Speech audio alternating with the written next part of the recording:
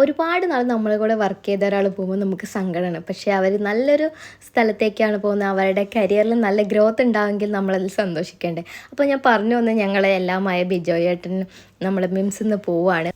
അങ്ങനെ ബിജുവേട്ടൻ്റെ വക ചെറിയൊരു ലഞ്ച് പാർട്ടി ഉണ്ടായിരുന്നു. അപ്പോൾ അതിന് വന്നപ്പോൾ തന്നെ ഞങ്ങളുടെ ഗിഫ്റ്റൊക്കെ ഞങ്ങൾ കൊടുത്തു കേട്ടോ. കാരണം പിന്നെ കാണാൻ കിട്ടാത്തതുകൊണ്ട് അവിടുന്ന് തന്നെ ഞങ്ങളെല്ലാം കൊടുത്തു.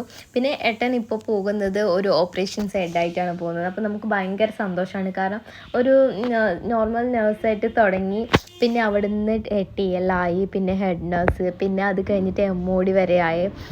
ഇപ്പം വേറൊരു സ്ഥാപനത്തിലെ ഓപ്പറേഷൻ ഹെഡായിട്ടൊക്കെ പോകുമ്പോൾ ഞങ്ങൾക്ക് സത്യം പറഞ്ഞാൽ നല്ല അഭിമാനമാണ്. അങ്ങനെ ഞങ്ങൾ ഫുഡിൻ്റെ സെക്ഷനിലേക്ക് പോവാണ്. ഞങ്ങൾ കുറേ അധികം ഐറ്റംസ് വാരി വലിച്ച് കഴിച്ചിട്ടുണ്ടായിരുന്നു കേട്ടോ. ബിജോയേട്ടനെ ഏകദേശം നല്ലൊരു എമൗണ്ട് പൊട്ടിച്ചിട്ടാണ് ഞങ്ങൾ പോയത്.